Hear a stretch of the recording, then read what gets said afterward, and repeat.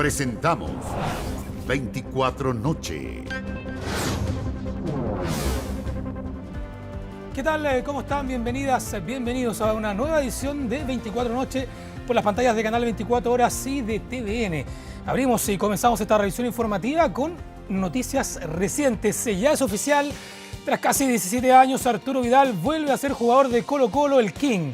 Fue presentado a través de redes sociales del club asegurando que quiere poner al club entre los 3 mejores de América. Vamos a tomar contacto de inmediato con Claudio Dávila desde la sala de redacción, que nos va a entregar toda la información y los detalles de este nuevo traspaso para el fútbol nacional, que aparentemente sería el jugador mejor pagado. ¿Cómo estás, Claudio? Muy buenas noches. Hola David, ¿qué tal? Buenas noches a nuestros televidentes. Tal como tú lo adelantaste, Arturo Vidal hoy día selló su regreso a Colo-Colo después de 17 años en el extranjero. Vuelve con el estatus de figura mundial y también vuelve con el estatus de el jugador mejor pagado en la historia del fútbol chileno. Sin ir más lejos, percibirá $1.400.000 por temporada, lo que equivale a $116.000 al mes.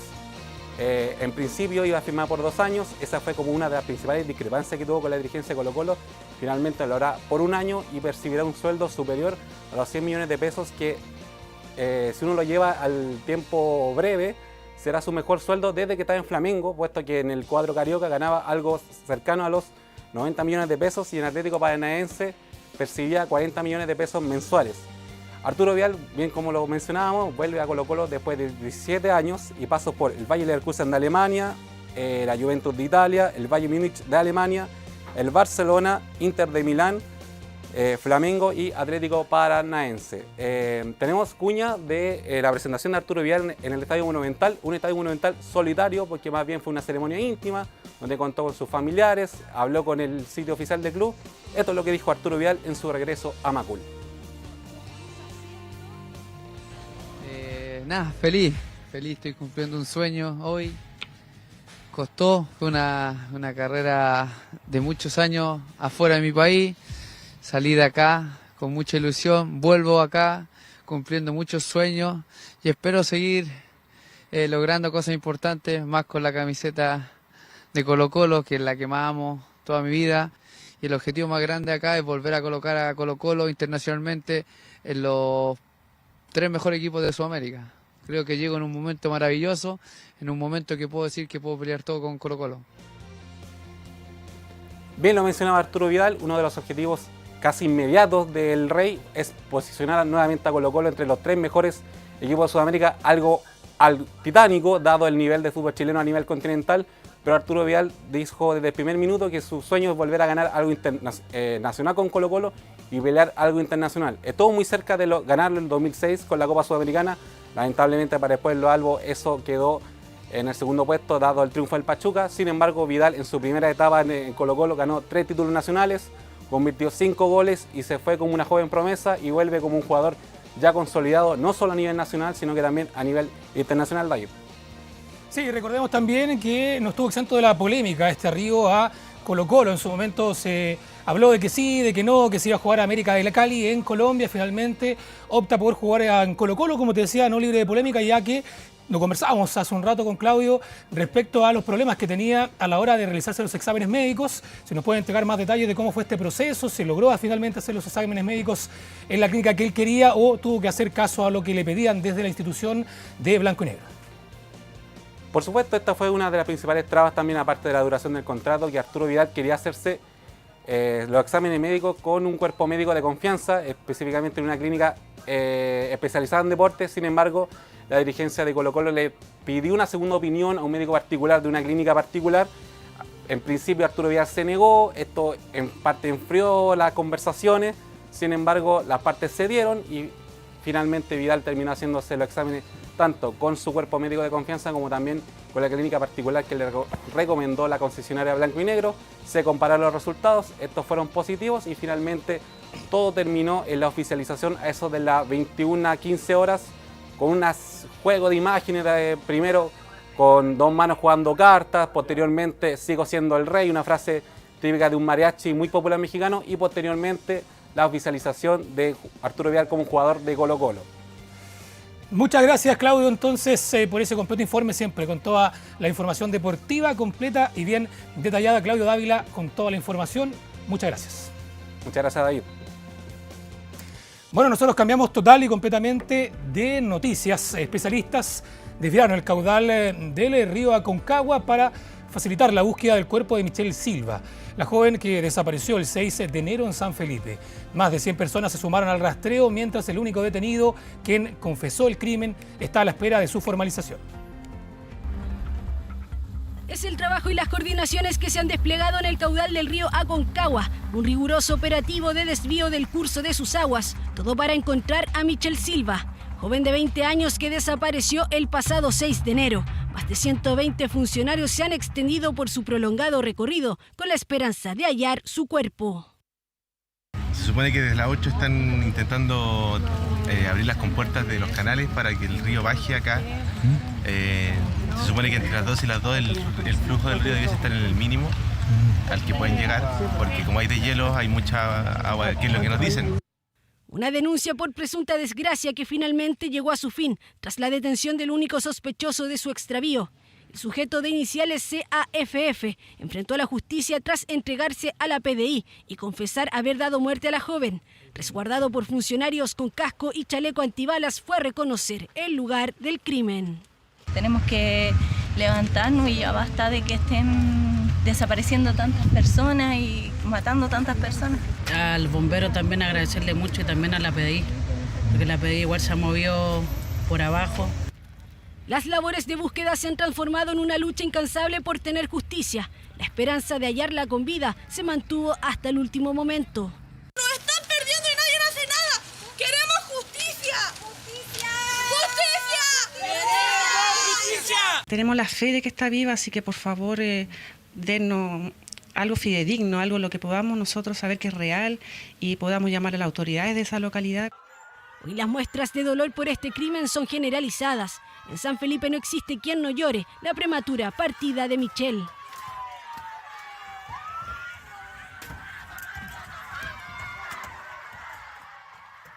Impotencia desbordada que quedó en evidencia tras la salida desde el tribunal del autor confeso del asesinato. Ni el carro de gendarmería frenó el descontento.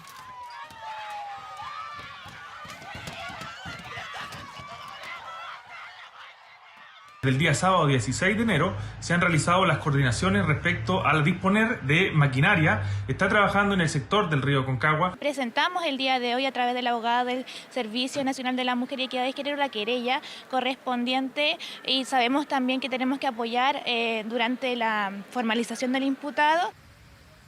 Horas cruciales para la investigación. El caso de Michelle reviste una complejidad no menor. Es que pese a la confesión del único detenido, el cuerpo de la joven de 20 años aún no ha sido encontrado. En forma teórica, sí es posible condenar a una persona por homicidio que haya confesado un crimen sin que exista el cuerpo, en la medida que los otros elementos probatorios permitan acreditar que efectivamente esa persona ha fallecido. El desvío para reducir el caudal del río Aconcagua podría dar resultados en la búsqueda del cuerpo de Michelle. Hallazgo que no solo podría darle una sepultura digna, sino también brindar pruebas que permitan formalizar y posteriormente condenar al por ahora único imputado en este crimen, que volverá a enfrentar a la justicia este miércoles 24 de enero. Tenemos que esforzarnos más, así respondió la ministra del Interior, Carolina Toá, tras ser consultada por los resultados de la última encuesta CADEM, que la situó como la secretaria de Estado peor evaluada del gabinete. La crisis de seguridad y una eventual sobreexposición son factores que para algunos habrían provocado dicha caída. Seguimos sosteniendo que aquí no hay ninguno de los requisitos elementos del lobby. Se puede revisar y se puede retrotraer la pensión de casa. Nos pasamos allá dialogando. ¿Podemos hablar muy breve? No, ya hablé ayer, el presidente habló. Una de las ministras más requeridas por los medios de comunicación para hablar de diversos temas conflictivos, muchos alejados de su cartera o aquellos que le competen o en los que se ha visto vinculada, como la crisis de seguridad, las cuestionadas reuniones en la casa del lobista Pablo Salaquet o las pensiones de gracia que han provocado generado un intenso debate, figuración que para muchos ha generado un evidente desgaste, lo que se ha reflejado en muestras y estudios. La ministra Toá se ha expuesto mediáticamente más allá de la cuenta. Evidentemente la ministra del Interior está sobreexpuesta. En el Parlamento señalaron que esa sobreexposición podría ser una de las causales de la peor evaluación de Carolina Toá en la encuesta CADEM. La ministra del Interior bajó de un 46% de aprobación en diciembre de 2023 a un 38% en la tercera semana de enero de 2024, baja de 8 puntos porcentuales que la convirtieron en la secretaria de Estado peor evaluada del gabinete del presidente Boric. Cuando hay encuestas buenas, no nos relajamos. Cuando hay encuestas malas, no nos rendimos. Lo que entendemos al revés es que tenemos que esforzarnos más. El Ministerio del Interior trabaja y se levanta en la mañana todos los días para mejorarle y darle más tranquilidad a las personas. Para algunos, esta evaluación se debe a que Toá lidera la cartera que debe enfrentar la inseguridad reinante que presenta cifras preocupantes. El equipo de crimen organizado y homicidios de la Fiscalía, creado hace solo 2 meses, concluyó, por ejemplo, que en ese periodo se han registrado 104 homicidios, 32 secuestros y o sustracción de menores y 58 delitos vinculados al crimen organizado. Estamos frente a una ministra que ha sido incapaz de controlar la delincuencia, de controlar el narcotráfico y el crimen organizado en nuestro país. Porque aquí sin duda que es el Frente Amplio quien pone la música. Los hechos van a ir cambiando la percepción que existe hoy en día. Lo que concierne desde la dimensión política es que la seguridad tiene que seguir siendo nuestro primer foco hoy día para una preocupación ciudadana y que también la ministra Toá cuenta con el respaldo de la Alianza Gobierno. No es el único diagnóstico. Muchas veces ha asumido un rol de vocería política del gobierno y del oficialismo no correspondiéndole esa labor. Y echamos de menos, digamos, que comparta las vocerías con la persona que tiene que estar a cargo de las mismas, que es la ministra Vallejo. No es el primer emplazamiento de este tipo a Camila Vallejo. Hace algunos meses se cuestionó su rol como vocera. Desde el propio socialismo democrático se acusó que no enfrentaba temas complejos, los que quedaban en manos de Toá cuando ambas sonaban como eventuales cartas presidenciales. Nadie está en este gobierno, ni el presidente, ni ningún ministro, para desconocer los costos políticos que tiene alta responsabilidad de gobierno. Tenemos una ministra del Interior que con sus equipos ha hecho un trabajo muy intenso. La vocera también está entre los ministros peor evaluados. 40% aprueba su gestión, 2 puntos más que Toá. Apuntando a la crisis de seguridad, desde el gobierno han señalado que son la administración con más proyectos en esta materia despachados a ley y que aún está en tramitación el Ministerio de Seguridad y el proyecto de inteligencia económica, que serían claves en la lucha contra el crimen organizado. Todo en manos de la ministra del Interior, la encargada de una tarea clave: disminuir la violencia y la inseguridad ciudadana. Vamos a una pausa comercial y ya regresamos con más 24 Noche.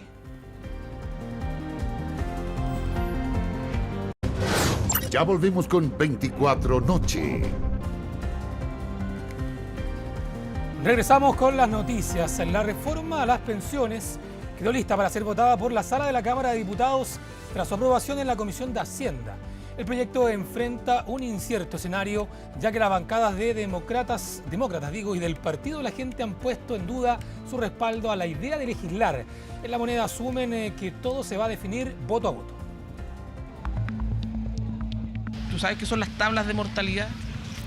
Nada. ¿En específico no?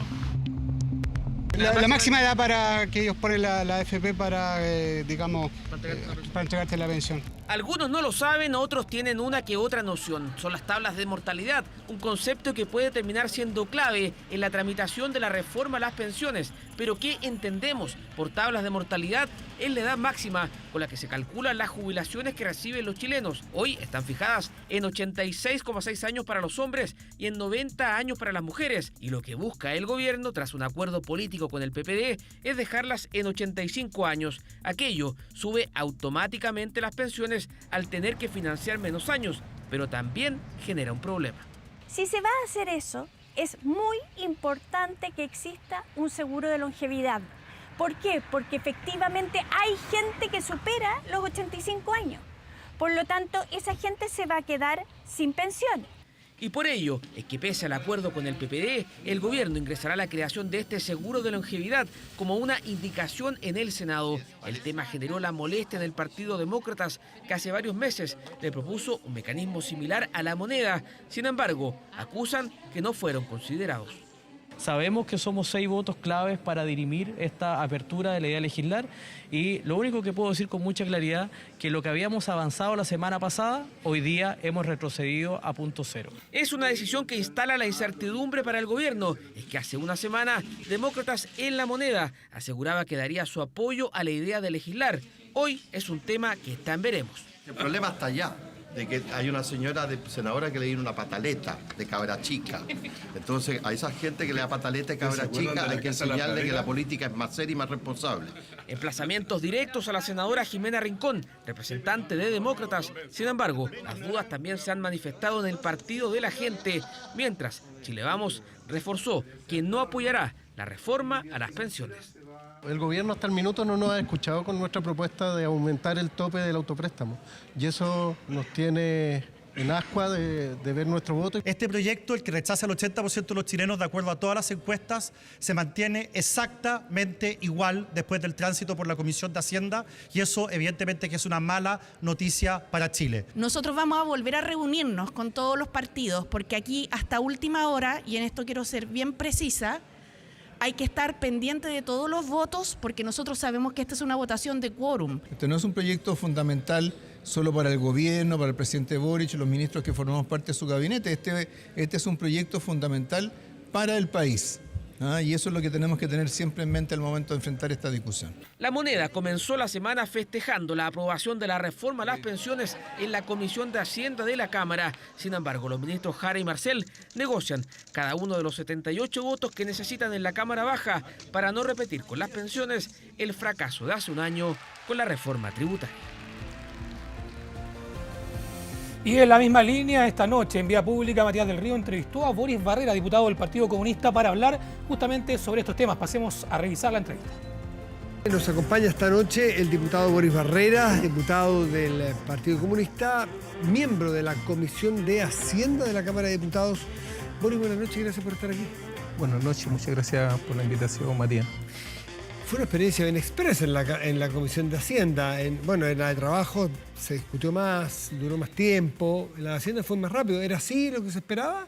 Sí, era así. Además que son acotados los artículos que se ven en la Comisión de Hacienda. No se ve en todo el proyecto, sino que solamente las cosas que tienen como incidencia presupuestaria se dice. Así que fueron hartos artículos, pero no el proyecto en su totalidad. Además ya tenía el debate de casi un año ya con las diferentes cambios que ha tenido. Pero interesante, solo lo que tenga incidencia presupuestaria, lo que pueda variar o cómo puede afectar, porque, o sea, que no entraron al 3 y 3, sin negociar, si 4 y 2, si 1 y 5, 6 y 0. No, era...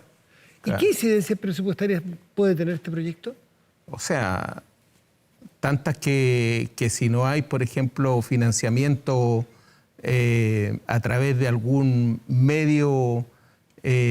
como por ejemplo una reforma tributaria o algo similar, va a ser difícil de que se pueda llegar a ejecutar principalmente lo que tiene que ver con la PGU.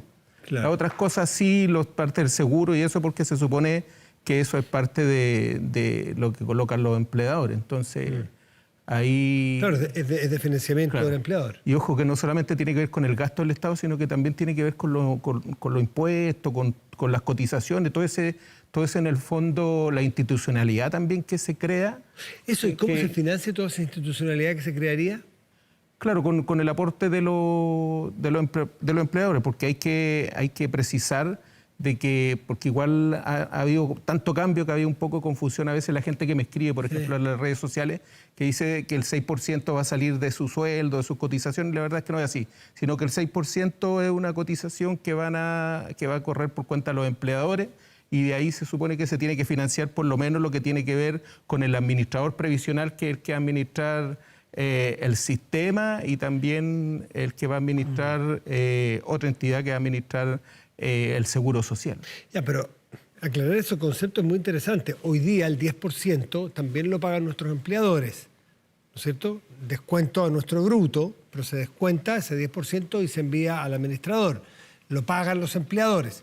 Aquí no entra en el bruto que hemos visto, sino que va de cuenta de los empleadores. Claro, los expertos dicen que la vuelta larga igual va a afectar al mercado del trabajo. Esa es la diferencia, o sea, porque a pesar de que él lo paga el 10% el empleador porque eres el que lo tiene que descontar, pero te lo descuenta de tu sueldo bruto. El sueldo pactado, bruto. Claro, o sea, uno gana 500.000 pesos y de esos 500.000 pesos te quitan el 10%, o sea, más que te lo quitan, te lo retienen para... Ahorrar. Ahorrar. Te lo obligan a ahorrar. Y ahora el 6% lo va a pagar directamente el empleador, pero no de tú vas a seguir ganando los 500.000. Pero hay un concepto laboral que es muy interesante que se llama el costo empresa. Que hoy día una empresa dice, ya, necesito contratar a una persona para X función. ¿Cuánto me cuesta? ¿Cuánto me cuesta como empresa? 700.000 pesos. Ese es el bruto, y de ahí le voy a descontar la cotización de salud, la cotización de pensión y el líquido. Y eso es el costo empresa, ¿no es cierto? Claro, pero además hay otros costos, como por ejemplo el seguro de invalidez, el seguro de cesantía, que es un seguro que no salen del sueldo del trabajador, sino que también los paga el empleador. Por eso es que esto no es algo nuevo, es algo que ya se hace. Pero lo que va a pasar una vez, si entra en funcionamiento esta ley en 2 años más, el empleador va a decir, así como ex ante, o sea, hoy dice, ya, tengo 700.000 pesos para contratar a alguien, con los descuentos de esto le puedo ofrecer este líquido, pero el costo empresa es el que ven los empresarios para dar, si pueden o no dar trabajo. Un local, un supermercado de barrio. O tal vez para hacer más eficiente su negocio. Tal vez para un plus al servicio. Para ver si logra financiarlo con sus ingresos. Claro. Un supermercado de barrio mediano, ya, tengo 1 millón de pesos para contratar. Me alcanza y ve, y ofrece el líquido. Aquí va a pasar lo mismo, es decir, hoy día, ¿cuál es mi costo empresa? Va a ser ese 1 millón de pesos que era hoy día, más 6%. Entonces, a lo mejor puede que, o sea, igual probablemente se lo va a descontar del líquido, igual va a ser del trabajador, aunque lo va a pagar el empleado. Pero lo va a pagar el empleador, lo mismo decían cuando con el seguro de cesantía, lo mismo pueden decir con las 40 horas, por ejemplo. Es así, lo que pasa es que esto igual no va a ser mañana, va a ser gradual después que se apruebe primero o después que se publique en algunos casos. Va a ser un 1% por año, por ejemplo, no va a ser de una vez.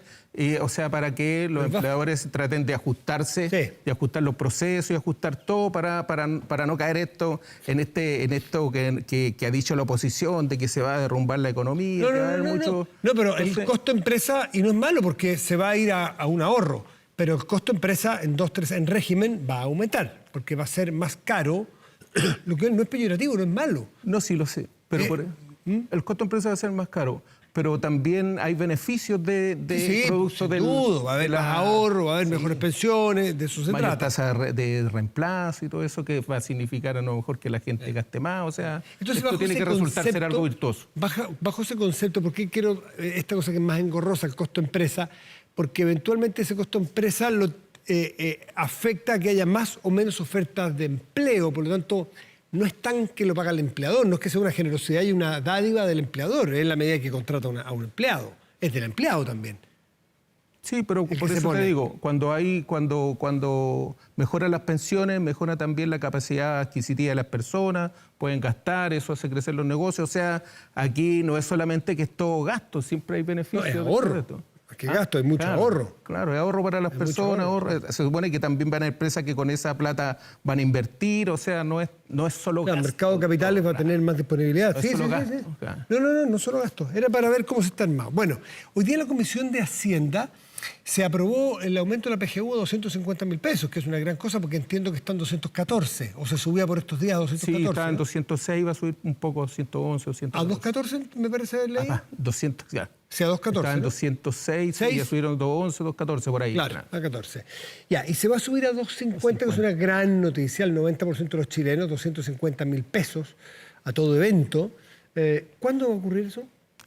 Eso, si es que los ingresos dan y lo que llamaba el ministro El Gatillo, puede ser en el segundo semestre del próximo año o a fines de año, si es que aprobamos pronto la reforma o el proyecto de ley que tiene que ver con obligaciones tributarias y también otros ingresos más que se van a considerar ahora en las modificaciones que hicieron, porque como te digo, han hecho varias modificaciones y entre esas, por ejemplo, en un principio no estaba considerado las ganancias del litio, las ganancias mineras, en este caso ahora sí están considerados para el cálculo de ese gatillo que dicen y poder aumentar a 250, que nosotros esperamos que todo resulte y de acuerdo a lo que vimos, por ejemplo, en la tramitación de la reforma tributaria el año pasado, en donde parte de esa reforma tributaria tenía que ver con evasión y elusión.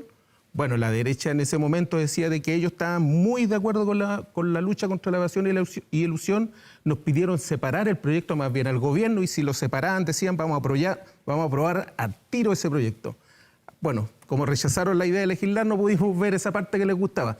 Lo que viene ahora, que tiene que ver con obligaciones tributarias, bueno, apunta un poco a eso y yo espero de que ellos sean consecuentes con ese discurso y lo puedan aprobar. Si lo aprueban, yo creo que vamos a tener importantes recursos para financiar ese 250.000 pesos que toda la gente lo está esperando, sobre todo bueno, los actuales jubilados que están viviendo con... Usted mencionó la tasa de reemplazo como un concepto que es clave, porque probablemente una de las metas de los sistemas de pensiones en el mundo, sea este cual sea, es ser capaz de reemplazar lo más posible cuando está pensionado a lo que ganaba como trabajador o trabajadora activo, ¿no es cierto? ¿Qué porcentaje de eso que yo ganaba puedo ganar ahora? Ese es como el instrumento de medición, dicen, de los sistemas de pensiones. Claro, y también la meta, pues si es 100%, crees que cumplió la meta a cabalidad, ¿no es cierto? Es capaz de, usted se jubila porque cumplió con sus años, usted no se preocupe, va a ganar lo mismo. Eso no sé si hay alguno que logre el 100%, sí, pero difícil. No conocemos sistemas. No conocemos tan perfecto. ¿Qué tasa de reemplazo tiene usted en su cabeza como miembro de la Comisión de Hacienda? ¿Qué ha calculado que con 250% de PGU más la pensión autofinanciada, que son en los segmentos más bajos, que son muy bajitas, ¿no es cierto? ¿A qué tasa de reemplazo promedio llega en la primera mitad de los chilenos, la mitad más pobre? Claro, o sea, los más pobres seguramente van a pasar el 100% de su tasa de reemplazo porque la tasa de reemplazo actual es de 11% en las mujeres, 17% en los hombres, o sea, casi 30.000 pesos. De hecho, un argumento de la oposición de que el sistema funcionaba era que decían que habían tasas de reemplazo de casi el 150%, 200%, pero en realidad era porque consideraban la PGU, que la PGU viene siendo como 2-3 veces de una pensión autofinanciada actual. ¿Entiendes? Entonces, sin duda que los sectores más con menos ingresos, la tasa de reemplazo va a llegar, no sé... ¿Y en los sectores medios la tasa de reemplazo cuánto va a ser con esa PGU de 250? Para saber cuánto más habría que ponerle para que lleguen a ese ideal del 100% de tasa de reemplazo. Lo que pasa es que no hay, por lo menos lo que hemos visto en el mundo, no hay tasa de reemplazo del 100%. No, lo más probable es que lleguen al 70, al 60 y tanto por ciento, todo claro, y esperamos nosotros podernos acercar lo más que podamos a ese En los sectores de ingresos más bajos, con la PGU probablemente va a llegar a tasa del 110%, pero no es porque sea demasiado buena, sino porque era demasiado malo los ingresos cuando trabajaba, ¿no es cierto?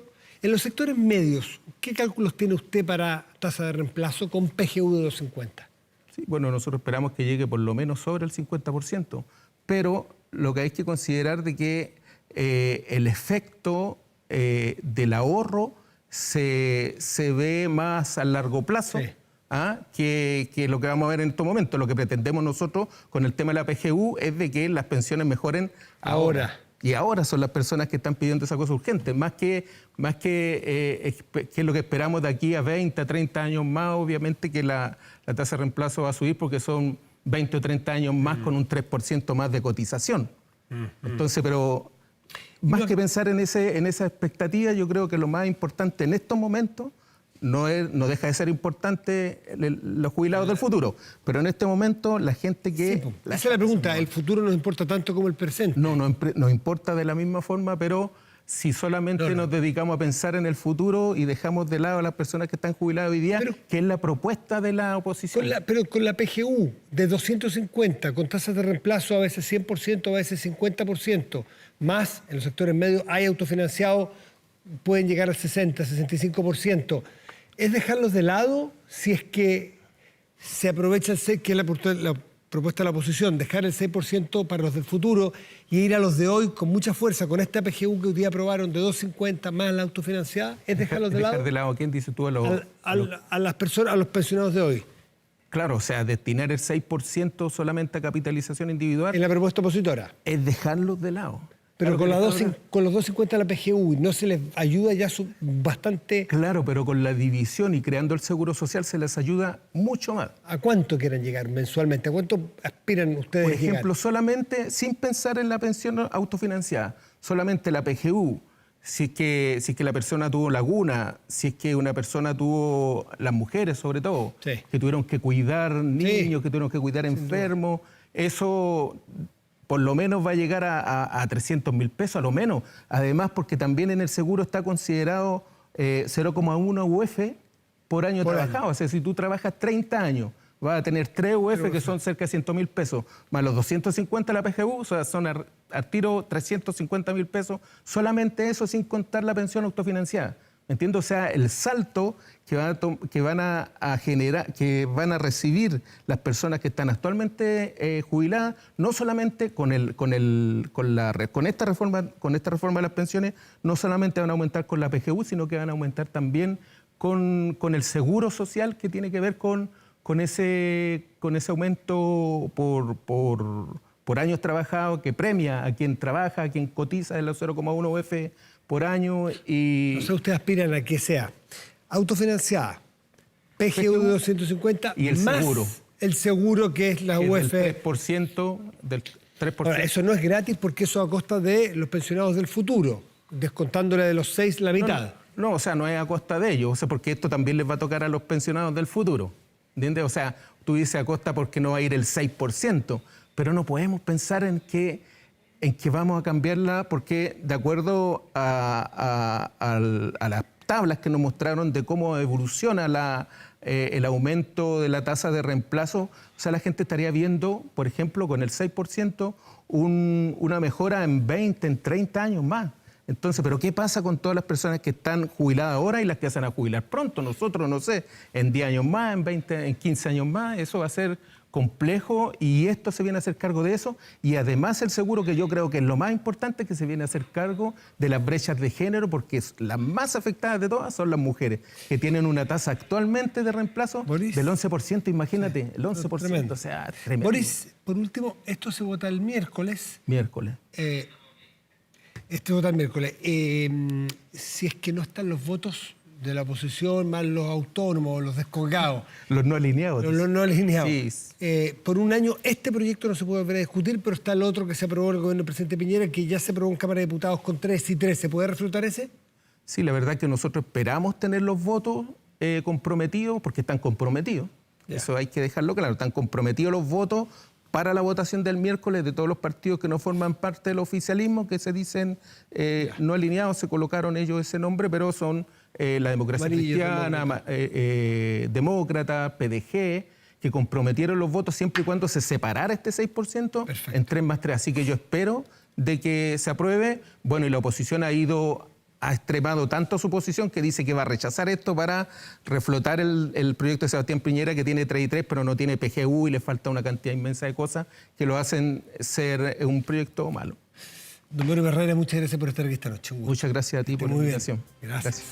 Regresamos con las noticias y vamos a tomar de inmediato contacto con Jan Giachetti, quien tiene información respecto a un carabinero que utilizó su arma de servicio para repeler a un delincuente que él lo amenazó con un arma de fuego. Muy buenas noches, Jan. Hola David, así es, el video es elocuente y la verdad es que pudo ser captado por cámaras de seguridad. Me gustaría que lo pudiesen estar revisando, y se trata justamente de un efectivo de carabineros de la SIP, de la sección investigadora de casos policiales, que llega hasta la calle Salar del Carmen en la comuna de La Reina para investigar a este sujeto, que es bastante de un actuar sospechoso, al menos. Sí, estaba con muletas, circulando por la vía pública, y cuando ve al efectivo policial, rápidamente desde sus ropas saca un armamento y le apunta al carabinero. Él rápidamente, como tú lo decías, David, toma su arma de servicio y dispara en una oportunidad. Este delincuente de aproximadamente 30 años, nacionalidad chilena, recibe el disparo en su pecho y debió ser trasladado al hospital militar con herida muy grave, pero también en riesgo vital. Sin embargo, al pasar de las horas se pudo constatar de que salió de riesgo vital, sin embargo se mantiene grave, aunque su diagnóstico es reservado. La situación dejó a los vecinos muy alerta, preocupados, porque señalan de que estos episodios no son comunes en el sector. De todas maneras, sí están bastante preocupados respecto a, por ejemplo, que una bala al aire pudiese herir a algún niño o niña que ahí juegan, porque cerca de ahí queda también una placita en donde las familias suelen ir a descansar y compartir, por supuesto, David. Escuchemos qué nos señalaban sobre este caso policial. Personal SIP se acerca al sector encontrándose de frente con este antisocial, quien inmediatamente al ver la presencia policial extrae un armamento apuntando al funcionario policial, lo que llevó que el carabinero se sacara su armamento de servicio y efectuara un disparo. Una persona que mantiene un amplio prontuario policial, mantiene antecedentes por diversos delitos y obviamente era un sujeto de interés por parte de la sección de investigación policial de Carabineros. 2 disparos sentí yo. Escuché, pero los carabineros no habían llegado, no había nadie aquí afuera. Yo sentí un ruido y, como le digo, sentí 2 disparos. David, ¿sabes por qué este sujeto era de interés para Carabineros? Fíjate que está siendo investigado por dispararle a una mujer en la calle Talinay, luego de que ella tomara un Uber y le disparara al interior de este. Un hecho que también está tratando de ser dilucidado. ¿Por qué motivo es que este delincuente, que ahora fue herido por el carabinero, realizó este acto y por el cual está también siendo investigado? Bueno, ya vamos a estar atentos entonces a cómo evoluciona esta investigación. Bueno, 2 investigaciones en torno a la misma persona. Muchas gracias, Jan. Un abrazo. Un abrazo.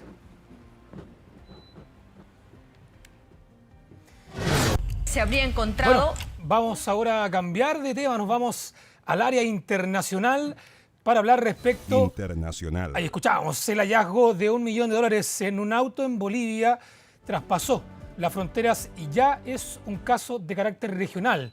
Un caso que tendría vínculos con el narco uruguayo Sebastián Marcet y en el que Chile también estaría involucrado.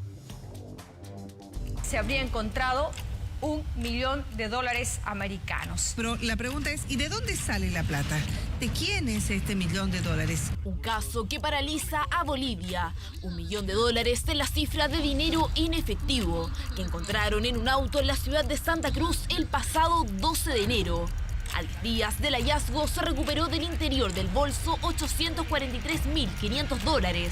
Los datos de las autoridades del vecino país dan cuenta que el vehículo ingresó de manera ilegal al territorio boliviano proveniente de Chile. Estamos en la certeza de que esta importante cantidad de dinero ha salido de bóvedas del Banco Santander de Iquique en el vecino país de Chile. La ciudad de Iquique se convirtió en un nuevo blanco de interés de este caso boliviano e incluso desde Bolivia presumen que el dinero proviene del tráfico de drogas. Las operaciones de esta naturaleza, particularmente que son superiores a $10.000, la legislación chilena le exige a las entidades bancarias registrar ellos estas operaciones e informarlas a la unidad de análisis financiero, porque detrás de esto se presume la existencia eventualmente de lavado de dinero o financiamiento ilegal de organizaciones criminales. Sin embargo, una nueva arista internacionaliza aún más este caso. El registro del vehículo en el que se encontró $1 millón en efectivo estaría vinculado al narcotraficante Sebastián Marcet, líder del primer cartel uruguayo, quien se ha convertido en uno de los rostros del crimen más buscados en Sudamérica. El día de ayer, Sebastián Marcet sigue burlando a la justicia. Tal vez el más buscado actualmente en Sudamérica. Es peligroso por las conexiones, por los ingresos que maneja, o sea, ingresos en el sentido de la cantidad de droga que mueve. A sus 32 años tiene circular roja de Interpol y no es la primera vez que se le vincula con Chile. En julio del año pasado, 2 contenedores con madera provenientes de Bolivia y con destino final Bélgica despertaron sospechas, ya que ocultaba cocaína adosada y ante lo cual autoridades bolivianas alertaron a las chilenas señalando que la carga pertenecía a Marcet. Lo que se requiere es un nuevo nivel de recursos económicos y también, como como gobierno regional vamos a evaluar las condiciones en que se encuentra el Servicio Nacional de Aduanas para fortalecer su capacidad y que este tipo de cargamentos siempre se puedan pesquisar. Desde el gobierno se mantienen al margen de las declaraciones de la administración boliviana.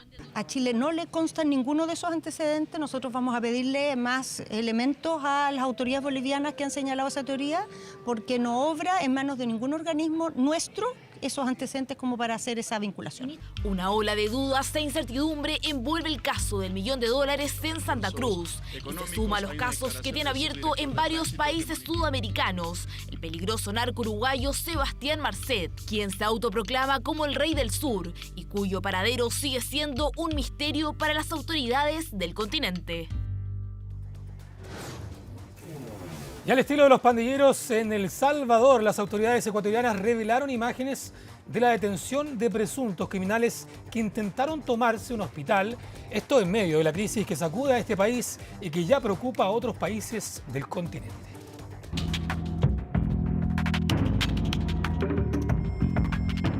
Semidesnudos, tirados boca abajo y con las manos en la cabeza. Al estilo de los pandilleros salvadoreños, los casi 70 detenidos como presuntos miembros de una organización criminal que trató de tomarse un hospital en la conflictiva provincia costera de Guayas. Nosotros activamos a todos nuestros equipos tácticos y de inteligencia y de investigaciones para retomar la tranquilidad de acá del hospital. Los detenidos habrían tratado de resguardar a un integrante de su organización, quien ingresó herido el fin de semana al centro asistencial, y fueron detenidos en medio de un imponente operativo que coincidió con la incautación de 22 toneladas de cocaína, la gran mayoría en una bodega en una zona rural y el resto en un semisumergible en el Océano Pacífico. En este operativo se logró la incautación de un semisumergible de bajo perfil, en el que estaría al interior de este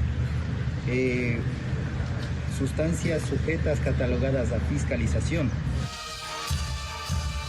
Este lunes, las autoridades ecuatorianas confirmaron la captura del máximo líder de una disidencia de la guerrilla colombiana de las FARC, conocido como Carlos Landazuri, alias El Gringo, quien está acusado de participar en un secuestro de un equipo de periodistas en 2018. Un hecho que confirma el carácter transnacional que está adquiriendo el conflicto armado en este país. Yo creo que la región ha dejado que este problema crezca de una manera descontrolada. No solo Colombia, digo la región. Y debemos de estar juntos también en la lucha contra esto. Se ve un estallido de violencia e inseguridad en el país por diferentes actores internacionales que están interesados en la superproducción de cocaína que existe en la frontera colombo-ecuatoriana. Un fenómeno que impulsó que la llamada Comunidad Andina, integrada por Bolivia, Colombia, Ecuador y Perú, anunciara la creación de una red andina de seguridad, con el objetivo de compartir información inmediata sobre las actividades delictivas de diferentes organizaciones que operan en la región. El intercambio de información se centrará en detalles sobre la actividad de agrupaciones delictivas que tengan o pudieran llegar a tener operatividad transnacional. Yo pienso que esta red debería ser a nivel regional de toda Latinoamérica. El tema del crimen organizado es un tema que se está tomando la región completa. Nosotros tenemos casos en Chile de la presencia del tren de Aragua. Auge de organizaciones criminales en Sudamérica que ya preocupan el hemisferio norte, por lo que Estados Unidos empezará a entregar armas y entrenamiento a Ecuador, que se ha convertido en el epicentro de la distribución de la droga, que tiene como destino Norteamérica y Europa. Bueno, ahora nos vamos a revisar lo que va a marcar la jornada este martes en la agenda de noticias. Justamente este martes será presentado el Plan Nacional de Puntos de Posada para Helicópteros, iniciativa que tiene como objetivo entregar infraestructura de apoyo para aeronaves para ayudar en la emergencia donde se solicite cooperación aérea. La actividad será encabezada por la ministra de Obras Públicas, Jessica López, el ministro de Agricultura, Esteban Valenzuela, y el director ejecutivo de CONAF, Cristian Little. Y este martes la sala de la Cámara comenzará con la discusión por la reforma de pensiones impulsada por el gobierno. Los alegatos se extenderán hasta el miércoles, donde será votada y necesita 78 votos para ser aprobada. De obtener la mayoría, comenzaría su tramitación en el Senado luego del receso legislativo de febrero. Y esta jornada el ministro de Transportes, Juan Carlos Muñoz, junto con Carabineros, encabezarán un operativo de fiscalización a vehículos con vidrios polarizados. Esto con el fin de reforzar el llamado a cumplir con la normativa. Bueno, nosotros dejamos hasta aquí esta revisión de 24 Noche. Muchas gracias por acompañarnos. Que tenga un muy buen descanso. Chao.